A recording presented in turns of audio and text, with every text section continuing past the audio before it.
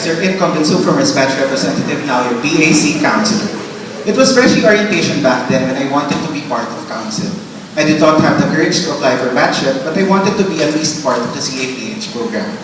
However, there were no slots open to non-Batch Rep applicants. During recruitment week also, I had dengue, so I had no orgs for the first semester except for RBC. It was through RBC that I started serving our college. Next opportunity was being a project head for Binibining BA 2013. It was really fun working with my team, and it was through this that I somehow experienced Batch Rep / Council work. And I loved it. Come elections, I decided to run for Batch Rep even though I knew there was a big chance of losing. Paano ba naman, kapag sinasabing vote for CJ, reply ng mga tao, sino ba yan? And well, I know myself as someone na madaling mairita, mainis, magalit, at hindi palang ite. Palaging nakaganito. Kaya sino mag-aakala magiging Batch Rep ako? Election day came and fortunately I won. During Plansem, natakot ako sa mga kailangan gawin. I had fresh initiative, Batch Rep work, plus lantern parade.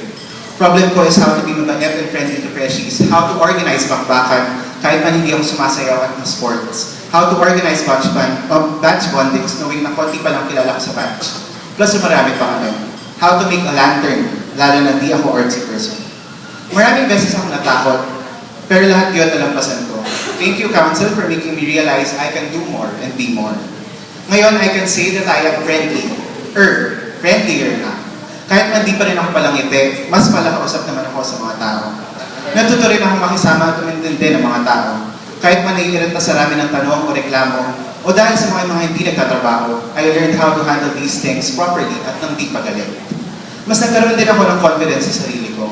Honestly, ayoko talagang tumakbo for councilor dahil kailangan makampanya. Hindi ko alam kung paano mabibenta ang sarili ko, lalo na sa Martin R. Pero nalampasan ko ito. Sa council ko rin nakita ang isang family. Magkakasama at nagdadamayan kami sa saya, sa stress, sa pagod, sa lahat. Kahit matapos ng event or project, hindi natatapos yung bonding sa team. Lastly, it was through council that I found something I love doing.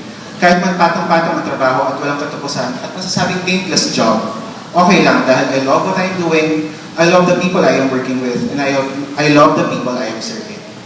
As I end my term as Batch Rep and hopefully start my year of service as councilor, I know that there will be more responsibilities. I will be serving more people. I will have council associates under me. I will have further academic load. Again, natatakot ako, pero with my past year of council work and with the people I will be working with, I know nakakayanin ko. Kung nakita niyo profile picture ko for council, nakalagay doon ang quote from Father Pedro Arnube of the Society of Jesus na nakalagay, fall in love, stay in love, and it will decide everything. Ito nga yata ang nangyari sa akin sa council. Iba talaga ang nagagawa kung mahal mo ang isang bagay